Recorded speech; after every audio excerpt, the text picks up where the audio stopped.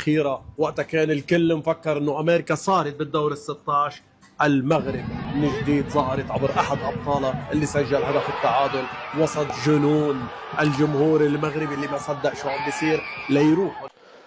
أهلا وسهلا بكم مشاهدينا الكرام، السلام عليكم ومرحبا بكم معنا في فيديو جديد. في هذا الفيديو غادي نشوفوا كيفاش الإعلام تشعل بالفرحة والهستيريا بعد الفوز الخرافي ديال المنتخب المغربي لأقل من 17 سنة على المنتخب الأمريكي في آخر دقيقة. فما نطولش عليكم، خليكم مع الفيديو ونتلاقاو في النهاية ديالو. كده المغرب رقم واحد دلوقتي، لكن رقم واحد على طول. ليه؟ حتى المنتخب اللي قلنا عليه ان هو مش جيد، منتخب الناشئين وصعده. ليه؟ منتخب الناشئين بتاعه خد كاس العالم، وخد كاس العالم بقى مش اللي هو هنقول قابل منتخبات صغيره، لا طبعا ده كسب كل المنتخبات. منتخب الناشئين ماشي كويس اهو برضه، رغم ان هو ابتدى وحش. منتخب الناشئين ماشي كويس. ليه؟ هو ده اللي بتكلم فيه. انت اتكلمنا عن المنتخب الاول، اتكلمنا عن المنتخب الثاني، خلينا نتكلم بقى عن المنتخب الناشئين. كابتن احمد الكاس، خساره من سويسرا وتوديع البطوله. يعني بتشوف ان الهدف من المنتخب اللي شبه كده ان هو يصعد، ولا الهدف ان احنا النهارده نطلع بكام لعيب يقدروا فعلا يلعبوا في انديه كبيره، لعيبه تحترف او لعيبه تفيد المنتخب الاول؟ هرجع اقول تجربه المغرب. المغرب في خلال 8 سنين 10 سنين بقى مجهز اكتر من منتخب. صحيح. مش مجهز منتخب واحد. حتى المنتخب اللي قلنا عليه ان هو مش جيد، منتخب الناشئين وصعده. ليه؟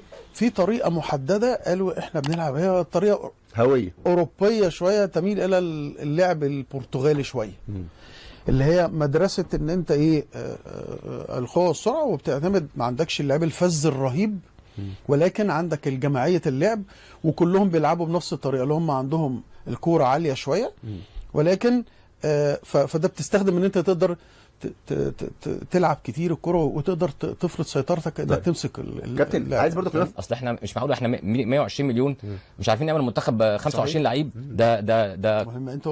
انت ذكرت رقم 120 مليون. طب خلينا نقارن مثلا بتجربه المغرب. البنيه التحتيه بتاعتك مفروض تبقى مؤهله انها تطلع ده، لكن انت البنيه التحتيه مع ان بقى احنا 120 اكتر منهم بكتير، لكن شوف الفرق ليه. عشان كده بتشوف ان اللعيبه بتطلع منين، بتروح هناك الهاب بتاع اللعيبه هناك.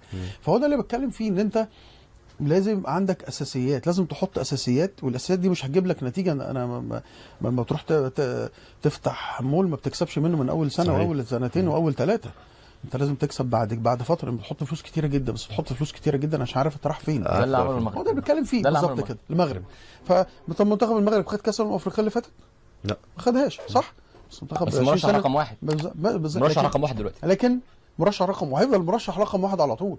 ليه؟ لان المنتخب الناشئين بتاعه خد كاس العالم، وخد كاس العالم بقى مش اللي هو هنقول قابل منتخبات صغيره. لا طبعا، ده كسب كل المنتخبات. منتخب الناشئين ماشي كويس اهو برضه، رغم ان هو ابتدى وحش. منتخب الناشئين ماشي كويس. ليه؟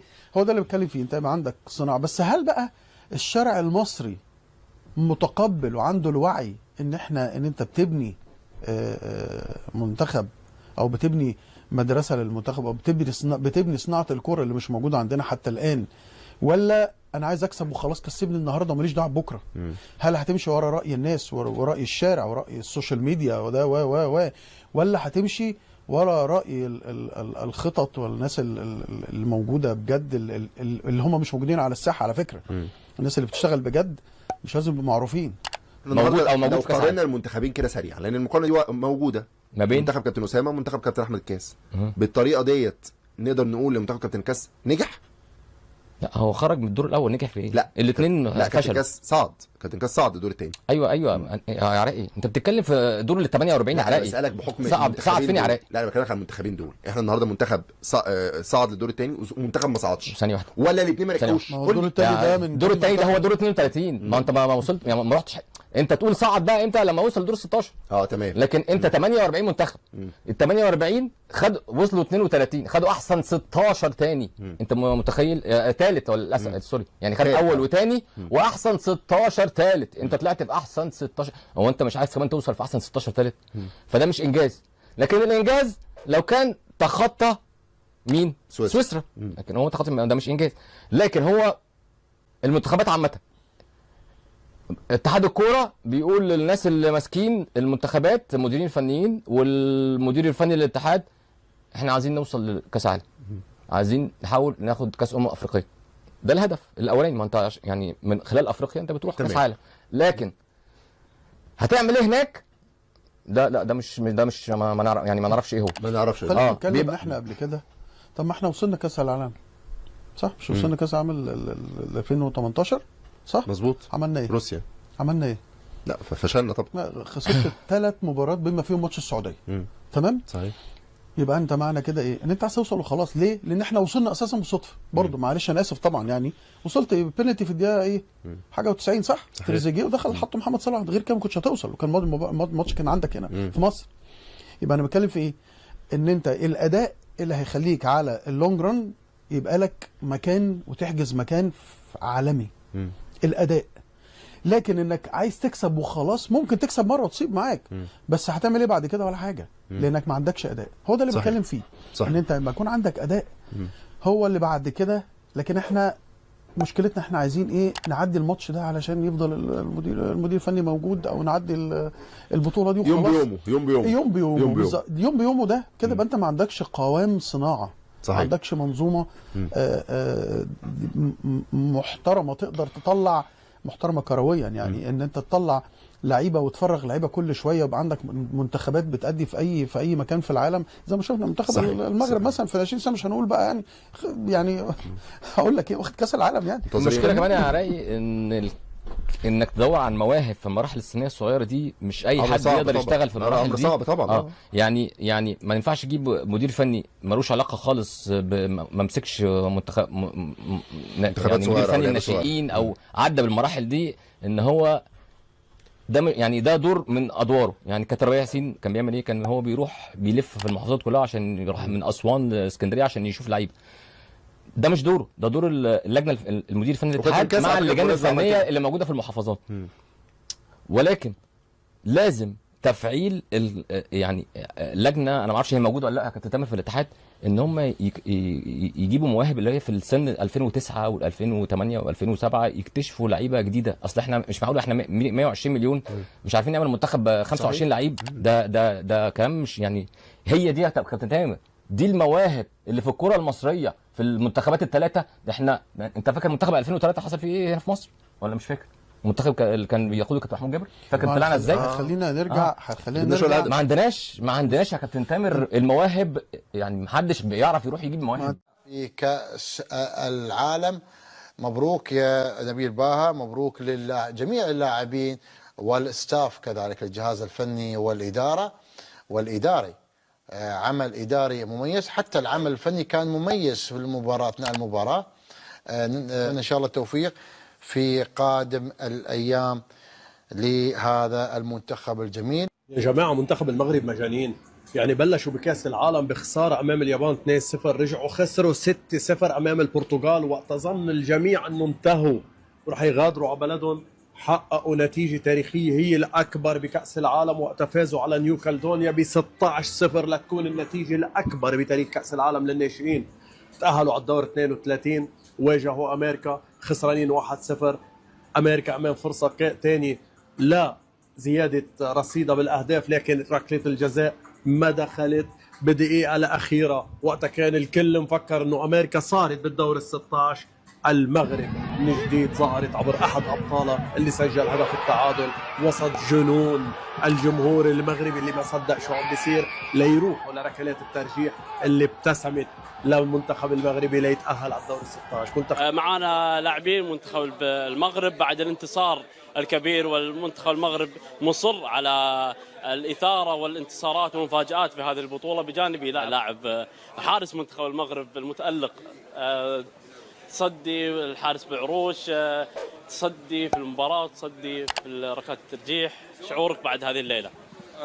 الحمد لله، هادشي جا من عند الله سبحانه وتعالى. بقينا كندعيو الله ما خيبناش، وكنشكروا لي كوتش ديالنا والعائله ديالنا، والحمد لله على هذا الانتصار اللي جا اليوم. رسالة للجماهير المؤازرة. جمهور كبير تبارك الله، جا شجعنا من اول ماتش، تاق فينا حتى اخر ماتش بقى تايق فينا وما خيبناش حنا، والحمد لله فزنا. يعطيك الف عافيه. بخصوص المباراه القادمه، غنواجهوا الخصم اللي واجهناه في النهائي ديال كاس افريقيا، منتخب مالي. ما يكونش ماتش سهل، بغيو يرجعوا لنا الفوز اللي كان في المغرب، وان شاء الله حتى حنا نفوزوا عليهم ان شاء الله. يعطيك الف عافيه. يعطيك الف عافيه، مشكور. هذه كانت تصريحات حارس حارس منتخب المغرب بالعروش. ومعي مدرب منتخب المغرب نبيل باها. مدرب الكابتن، يعني وش اللي تغير بعد مباراة كلودونيا؟ المستوى والروح. L'intensité ديال les joueurs. Les deux premiers matchs un accident, on va dire. On n'a pas vu le vrai visage de notre équipe. Ensuite, contre la Nouvelle-Calédonie, on savait qu'il fallait gagner ce match avec un gros score pour passer meilleur troisième. Et à partir de là, les joueurs se sont lâchés. On a changé des joueurs qui nous ont donné satisfaction. Sur la deuxième mi-temps, on a refait encore des changements pareils qui ont fait la différence. C'est un travail d'équipe. Aujourd'hui, ce qu'ils ont fait les gamins, c'est exceptionnel. Et maintenant, il faut penser au prochain match et Inch'Allah, يكون الخير.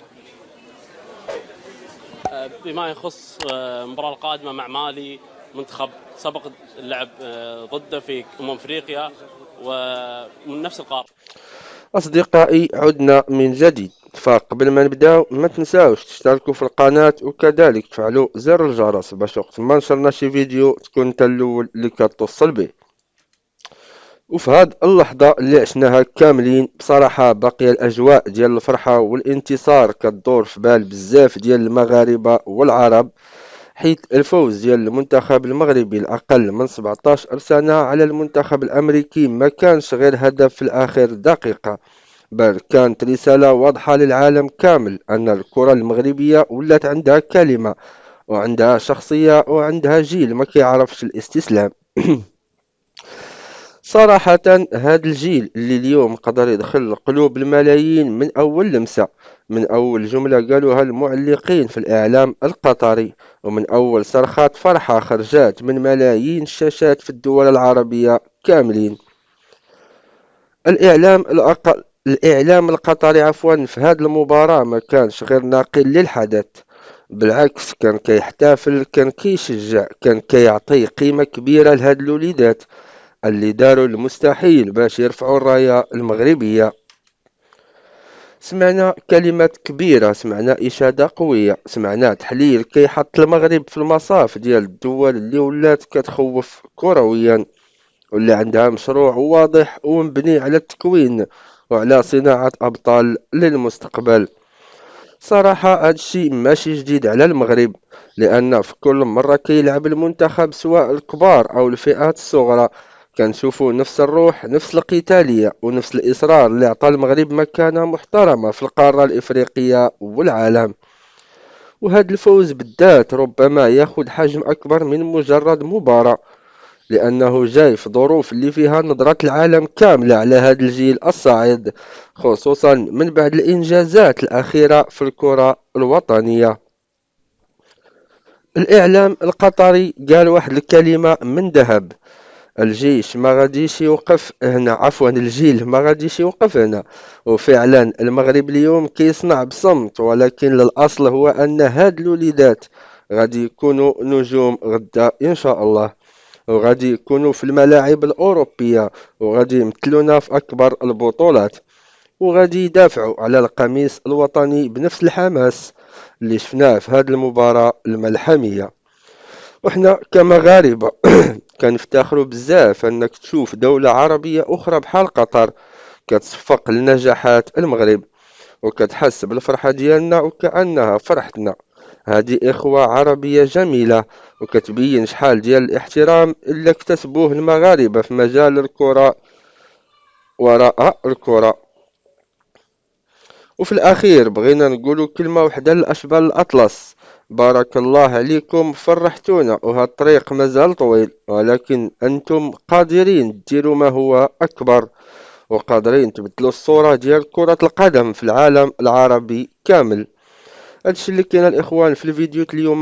ما تنساوش تسجلوا في القناة وتفعلوا زر الجرس باش وقت ما نشرنا شي فيديو تكون انت الأول كتوصل به. إلى اللقاء.